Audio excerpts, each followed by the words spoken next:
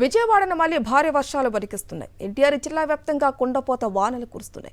గడిచిన 24 గంటల్లో తిరువురులో అత్యధికంగా 10 సెంటీమీటర్ల వర్షపాతం నమోదైంది. లోతట్టు ప్రాంతాల ప్రజలను సురక్షిత ప్రాంతాలకు తరలించాలని కలెక్టర్ సృజన అధికారులను ఆదేశించారు. ఓవైపు వరద, మరోవైపు వర్షాలతో బెజవాడ ప్రజలు భయపడిపోతున్నారు. బుడమేరు గండ్లు పూడ్చినప్పటికీ భారీ వర్షంతో వరద ముంపు ప్రాంతాల ప్రజల్లో ఆందోళన నెలకొంది. బుడమేరుకు 0.38 టీఎంసీలు, విజయవాడకు 0.09 టీఎంసీల నీళ్లు వస్తాయని ఈసీఎండబ్ల్యూఎఫ్ అంచనా వేస్తూ ఉండగా ఐఎండీ లెక్కల ప్రకారం చూస్తే బుడమేరు ప్రాంతంలో 1.86 టీఎంసీలు, విజయవాడకు 0.37 టీఎంసీలు నీరు వస్తుందని అంచనా వేస్తున్నారు.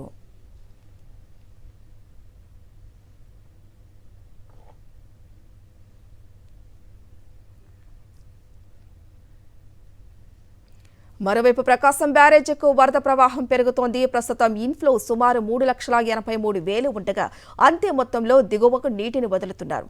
ప్రాజెక్టు పూర్తిస్థాయి నీటి మట్టం పూర్తి స్థాయికి చేరటంతో బ్యారేజ్ 65 గేట్లు పూర్తిగా ఎత్తివేసి వరద నీటిని నదీ ప్రవాహంలోకి విడిచిపెడుతున్నారు.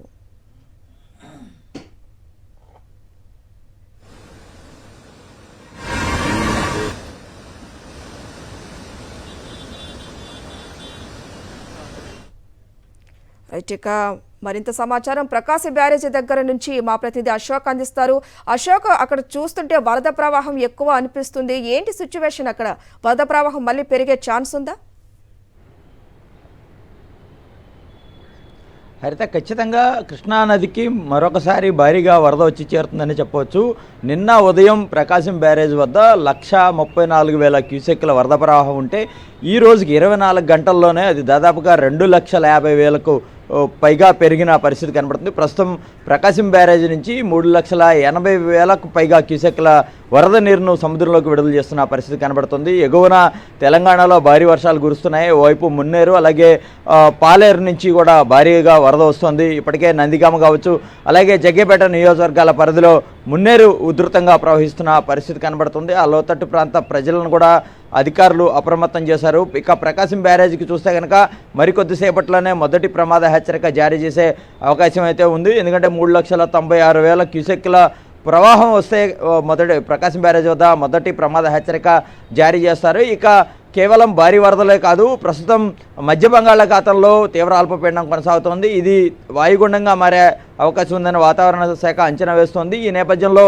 ఇప్పటికే ఎన్టీఆర్ జిల్లాలో గడిచిన 24 గంటలుగా భారీ వర్షాలు అయితే కురుస్తున్న పరిస్థితి కనబడుతుంది. గడిచిన 24 గంటల్లో చూస్తే తిరువూరు మండలంలో దాదాపుగా 10 సెంటీమీటర్ల మేర వర్షపాతం నమోదైన పరిస్థితి కనబడుతుంది. ఇక విజయవాడలో చూస్తే కనుక విజయవాడ పరిధిలో ఉన్న 3 నియోజకవర్గాలు, విజయవాడ రూరల్ నియోజకవర్గ పరిధిలో చూస్తే దాదాపుగా 5 సెంటీమీటర్ల మేర వర్షపాతం నమోదైంది. అలాగే ప్రకాశం బ్యారేజ్కి ఎగువనున్న మండలాల్లో కూడా 5 నుంచి 6 సెంటీమీటర్ల మేర వర్షపాతం నమోదవుతున్న పరిస్థితి కనబడుతుంది. ఈ వరదంతా కూడా దిగువకే వస్తుంది. మరోవైపు ఏదైతే బుడమేరుకు సంబంధించి 3 గంటలను ప్రభుత్వం ఆర్మీ సహాయంతో పూడ్చివేసినప్పటికీ కూడా ఈ ఐఎండీ కావచ్చు, మిగతా వాతావరణ శాఖలో అంచనా వేస్తున్న సమస్యల్లో ఏదైతే దానికి సంబంధించి చూస్తే కనుక 2 భిన్నమైన అంచనాలు ఉన్నాయి. ఐఎండీ లెక్క ప్రకారం భారీగా వర్షపాతం నమోదయ్యే అవకాశం ఉందంటున్నారు. ముఖ్యంగా బుడమేరు పరివాహక ప్రాంతంలో కావచ్చు, విజయవాడ నగర పరిధిలో కావచ్చు భారీగా వర్షపాతం నమోదవుతుందని అంచనా వేస్తున్నారు. ఈ నేపథ్యంలోనే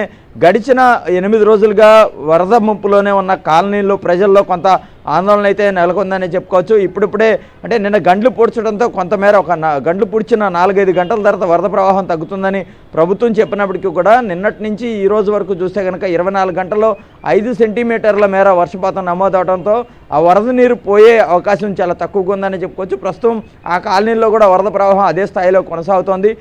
ఓవైపు భారీ వర్షాలు ఎగువ నుంచి వచ్చి వరద చేరుతుండటంతో ఇటు ఎన్టీఆర్ జిల్లాలో ఇటు ప్రకాశం బ్యారేజ్ దగ్గర కావచ్చు, లేదంటే విజయవాడ నగరంలో ముంపు ప్రాంతాలు ఉన్న కాలనీల్లో కావచ్చు ప్రజల్లో కొంత ఆందోళన అయితే కొనసాగుతోంది. వాతావరణ శాఖ అంచనా ప్రకారం ఎన్టీఆర్ జిల్లాకు రెడ్ అలర్ట్ ఇచ్చారు, అలాగే కృష్ణా జిల్లాకు ఆరెంజ్ అలర్ట్ ఇచ్చారు. ఈ అలర్ట్ల ప్రకారం చూస్తే కనుక భారీ నుంచి అతి భారీ వర్షాలు పడతాయనేది వాతావరణ శాఖ అంచనా. ఈ నేపథ్యంలోనే వర్షాల పేరు చెప్తేనే బెజవాడ ప్రజలు భయపడిపోతున్న పరిస్థితి కనబడుతుంది. ఇక ప్రకాశం బ్యారేజ్ కూడా ఎగువ నుంచి భారీగా వరద నీరు వచ్చి చేరే అవకాశం అయితే చాలా స్పష్టంగా కనబడుతుంది. హరిత, థ్యాంక్ యూ అశోక్.